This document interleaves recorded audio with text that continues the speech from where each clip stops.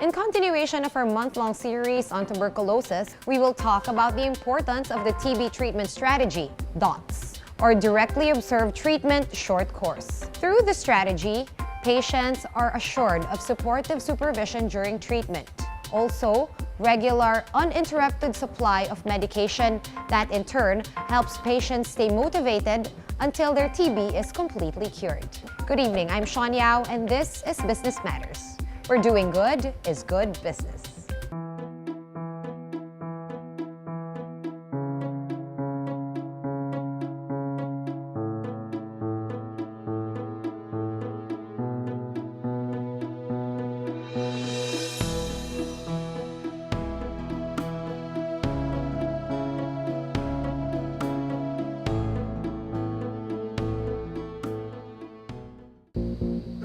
Tuberculosis remains a continuing concern in the country, ranking 6th among the leading causes of morbidity and mortality. Based on the Department of Health's data, the illness claims the lives of at least 75 to 90 Filipinos a day. Though majority of the population is aware of what tuberculosis is, according to the DOH, there are still a lot of probable patients who confuse the signs and symptoms of the disease with just a simple smoker's cough, thus delaying patients from seeking proper consultation and treatment. Common kasi na nakikita namin na problema in terms of the signs and symptoms, hindi kasi specific yung signs and symptoms for TB. Ubo ng 2 linggo o higit pa, yung iba hindi nila na-consider na yung ubo na yun ay baka TB na. Tuberculosis is a completely curable disease.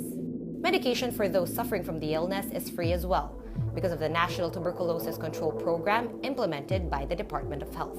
However, the total elimination of the disease still remains a challenge, as a lot of patients tend to quit halfway through medication due to their relatively difficult treatment regimen. Poor adherence to medication can cause drug resistance cases. Number one challenge is adverse drug reactions. That's the number one cause of default or loss to follow-up for all patients. We always explain to our patients, libre na lahat. May transportation allowance, there's food allowance, libreng gamot, libreng konsultasyon. Bunganga na lang yung counterpart ng pasyente, bakit nagde-default pa rin? Because number one of adverse drug reactions. It's more serious than chemotherapy. In order to help address the prevalence of the disease in the country, the Department of Health utilized the treatment strategy DOTS, which stands for Directly Observed Treatment Short Course. DOTS is the internationally recommended strategy of the WHO, or World Health Organization, for TB control. This treatment strategy makes use of health workers, both from government and private hospitals, to directly enforce patients' compliance with drug regimens. Kang treatment partner to check kung iniinom mo yung gamot mo araw-araw. Since we are moving towards TB elimination, it's not just controlling tuberculosis.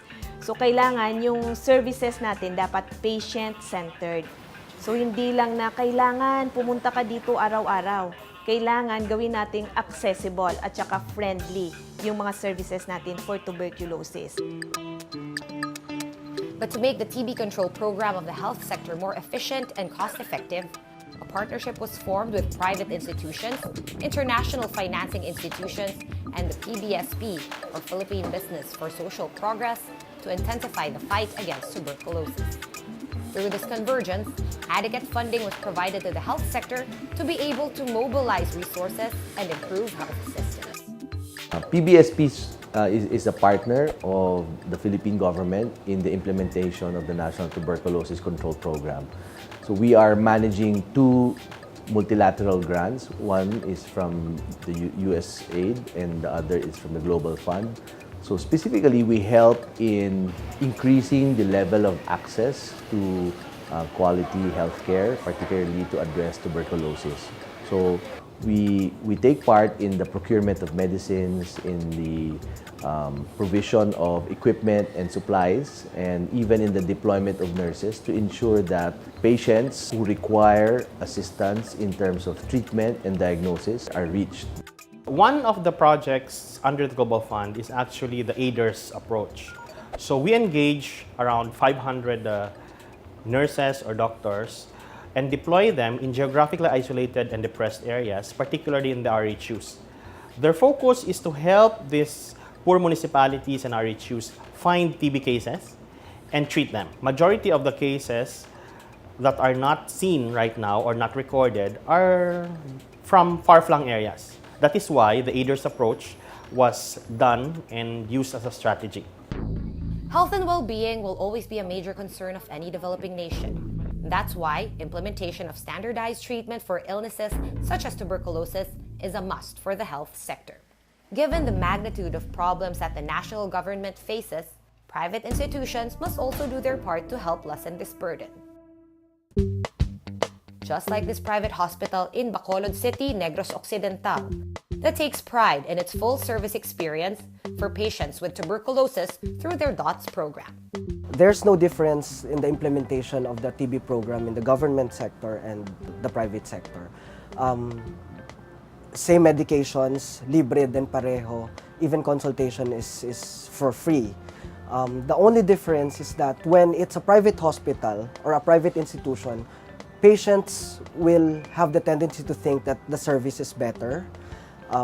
Patient-doctor relationship is also optimum, and we capitalize on that in the implementation of the program. So there are bottlenecks and questions about the business aspect with the implementation of the government's programs within private institutions. The hospital opted to push through with the DOTS program, as the welfare of patients will always be of paramount importance. It's very difficult to implement government programs in the private level. The culture is very much different. How we implement things are quite different. But looking at the results afterwards, that's a good return of investment for private hospitals. In a sense na you don't earn money, but it's also a profile-raising initiative. At the same time, a very strong corporate social responsibility for your corporation. Gustong-gusto kong gumaling kasi may ano pa ako eh. Ayaw ko gusto masapian yung mga ibang mga kasama ko sa bahay. Gusto ko yung makaya kong gawin na magpapagaling, gagawin ko talaga kasi wala tayong magagawa dahil hindi naman natin sinasadya ito eh. Generally, the focus is on health system strengthening. So we focus on helping the National TB Reference Laboratory and all its laboratory network nationwide to introduce new diagnostic molecular tools that would help us improve case detection.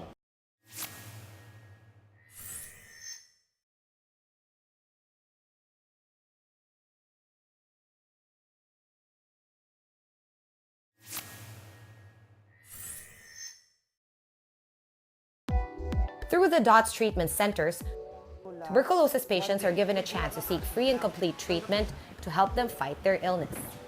And through the partnership of the PBSP, the Philippine government, private institutions, and international financing organizations, patients can now have access to services of 3,000 DOTS facilities with adequate supply of first-line drugs.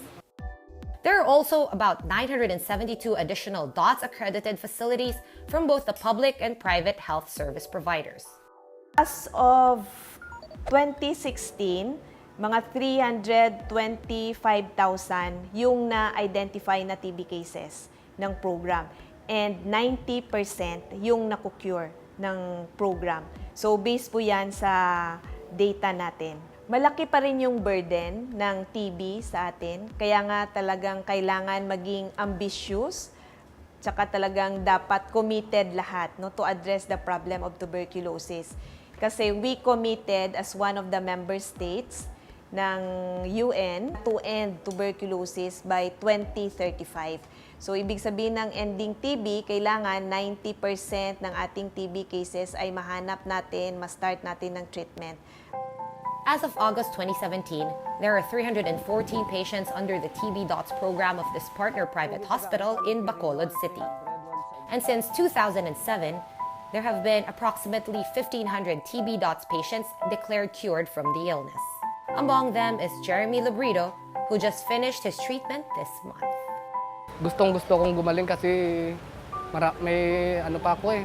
Ayaw ko gusto masapian yung mga ibang mga kasama ko sa bahay.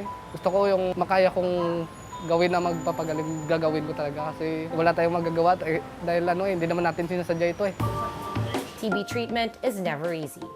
But Jeremy remained resilient under the supervision and support of the private hospital's DOTS facility. Thanks to the TB DOTS program of the private hospital, Jeremy was given regular and uninterrupted supply of high-quality anti-TB drugs. He was also kept on track with the program through proper patient monitoring. All of these are part of the highly efficient and cost-effective component of the TB DOTS strategy. Nagtiyaga ako na magpapagamot. Kahit lakarin ko pa galing sa amin, basta magamot lang ako, okay lang sa akin. Seeking consultation and treatment as early as possible is also a deciding factor with TB treatment. And that's why Bruno, not his real name, immediately sought help in the private hospital's TB DOTS center after hearing that treatment for TB is free of charge. May mga anak ko, sir, so baka at least at early stage pa, sir, ng mapagamot na, so para hindi ako makakahawa or sa family ko, especially sa mga kids ko. So, kung ma-criticize ng baka yun, may mga side comments na hindi maganda, parang siguro hindi ko tanggap.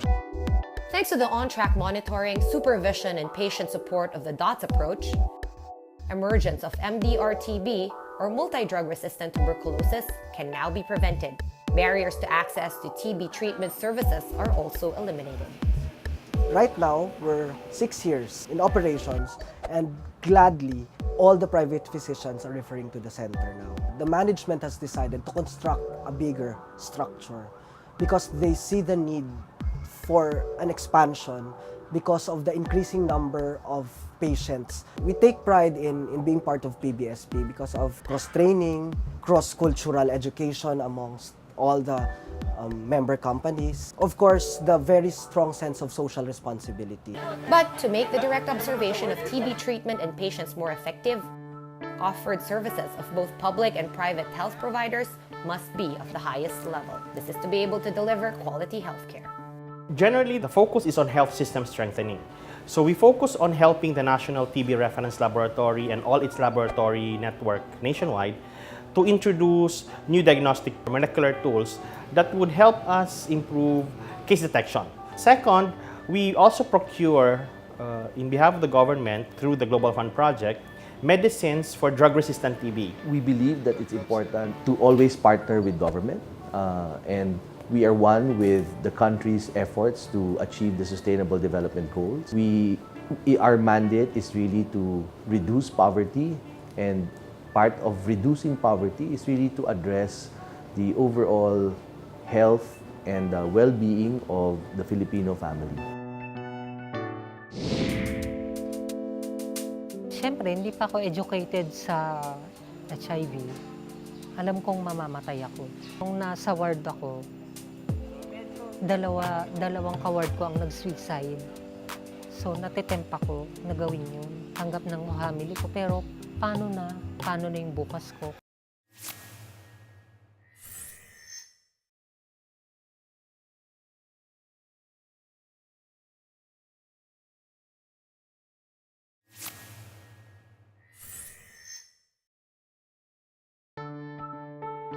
To make the TB program accomplish its purpose, PBSP partnered with international financing institutions and also tapping private hospitals. Just like this hospital in Bacolod City in Negros Occidental. One of the beneficiaries of 3,000 DOTS facilities in the country. The fight against the disease has made significant development. And that's why the role of government hospitals like San Lazaro Hospital in Manila is pivotal in the fight against TB. Particularly the severe and complicated case of TB-HIV. Kailangan talaga na magkaroon tayo ng aksyon. Kasi kung hindi tayo aksyon, ang HIV ay pwedeng maging catalyst ng epidemic ng TB. Just like what happened to this patient, Chang, not his real name. Due to the sensitivity of his condition, Chang has requested to conceal his identity precisely because of the nature of his illness, TB-HIV. According to Chang, mistakes from the past led him to contract HIV or human immunodeficiency virus. Siyempre, hindi pa ako educated sa HIV. Alam kong mamamatay ako. On the other hand, kapag naman naggamutan ako, siyempre, alam kong ang HIV ay HIV. Ang isa sa unang mga sakit na dumadapo sa HIV patients ay tuberculosis dahil sa bumababa ang kanilang resistensya. Kaya na sinasabi na pinsan silang dalawa. Pwedeng ang may HIV ay magkaroon din ng tuberculosis at yung may tuberculosis naman na pasyente ay pwede ring merong HIV. And because of the stigma associated with both illnesses, Chang decided to hide his condition even from his family. He even opted to take matters into his own hands and underwent self-medication, which only made things worse, turning his TB into a multi-drug resistant case. That time kasi naririnig ko rifampicin, ang gamot daw sa TB. So hindi ko pa alam yung mga isoniazid, mga itambutol, paracetamide. Yun ang tinik ko ng tinik. Tapos nga, nung na-diagnose nga ako, naggamutan ako ng TB, hindi na pala umi-effect sa akin yung rifampicin. Bumagsak po talaga yung katawan ko. Pumapayat ako, patuloy na pumapayat. Self-medication didn't help either, as adverse side effects manifested into skin lesions. Chang finally sought professional help after coming clean to his family. But even while under TB.'s treatment, Chang still felt like giving up. First na 6 months ko is puro injection, inom ng gamot. Doon yung malalang side effects talaga. Nasusuka ka, nahihilo ka, may paandap-andap na pagkabingi, tapos parang umiikot yung mundo mo. TB-HIV co-infection is a much more difficult case to treat. According to experts, both HIV and TB speed up the progress of the other. Though TB is curable, HIV is not as of the moment. Ang HIV ay isang sakit na wala pang lunas, although meron na tayong mga gamot na ARV. Ang ARV ay tumutulong lang na mag-prolong ng life ng pasyente, pero hindi ito nagbibigay ng lunas sa sakit na HIV. Hindi katulad ng TB na nagagamot talaga ang TB. That's why early consultation and treatment is a must for those suffering from TB-HIV cases. Hindi nagtitake ng gamot ang pasyente sa HIV at saka sa TB, mamamatay talaga ang pasyente. Kasi bumababa yung CD4 count, ibig sabihin wala na siyang pangkontra sa mga sakit dumadapo sa kanya. So kailangan talaga na pag may HIV ay magpatingin ka agad. Chang admits having thought of taking his own life due to hopelessness brought upon by the gravity of his condition. But one thing that kept him fighting for his life was his family. Nung nasa ward ako, dalawang ka-ward ko ang nag-suicide. So natitempt ako na gawin yun. Tanggap ng family ko, pero paano na yung bukas ko? Ang dami ko nang napagdaanan. Ang goal ko is magtuloy-tuloy kailangan gumaling ako, kailangan makapagtrabaho ko, kailangan ambag ako ng tulong na ibalik ko yung tulong na binigay sa akin ng pamilya ko. We try to determine who among them are with TB. In both cases, we treat and manage the cases to ensure that no damage or no further damage is done or experienced by both the TB patient and the HIV patient.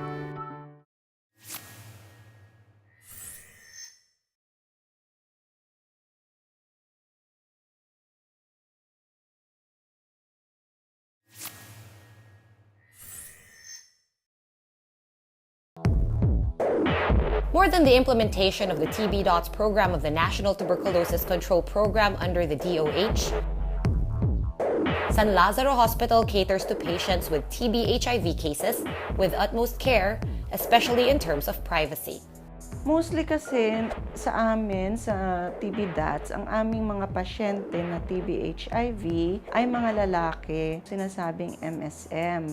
no, men having sex with men, single, with history of multiple sexual partners, unprotected sex. Ang enrolled namin na TB-HIV ay mas marami kaysa yung regular TB. Ang talagang ino-observe namin ay yung confidentiality issue.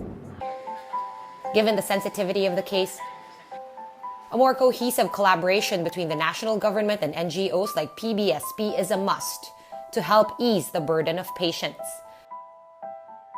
By providing quality health programs and services targeting the elimination of tuberculosis in the country. Actually, malaki ang tulong ng PBSP, lalo na sa Gene Expert. Ang Gene Expert kasi ay nag-screen ng rifampicin-resistant TB. Ibig sabihin, hindi na siya tumatalab sa ordinary na anti-TB meds. Aside from that, ang PBSP ay nagbibigay ng training sa mga healthcare workers at screening sa mga pasyente at gamot din. PBSP actually facilitated linking both programs and helping both the Department of Health's TB program and HIV program to come up with a synchronized system to be able to detect HIV among those with TB and vice versa. We try to determine who among them are with TB. In both cases, we treat and manage the cases to ensure that no damage or no further damage is done or experienced by both the TB patient and the HIV patient. Contracting TB-HIV is a delicate matter. Full-time commitment to treatment and medication is needed on the part of patients in order for them to fully address their illness.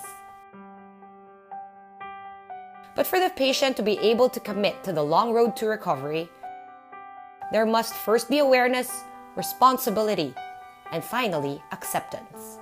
Aside nila yung HIV, ayun ang parang gagawin ko sa kanilang motivation nila kasi ang TB ay nagagamot unang-una. Yun. Tapos, sa HIV naman, may mga iniinom naman na pampataas ng immune system. So, bali, mag-focus sila sa kung anong komplikasyon ng darating sa kanila. Yung iba kasi makulit, bumalik sa dating bisyo, nakaginhawa lang ng konti, babalik na naman. At may pamilya ng isang tao, meron at meron tutulong sa kanila. Meron. At saka hindi man sa pamilya, may iba kong kakilala dito na ang nagbabantay sa kanya, kaibigan niya lang, wala siyang pamilya. Meron at merong tutulong. With continuing partnership between business sectors, NGOs, and government, in support of patients, this TB control program might near its target, healthy and zero TB cases in the country.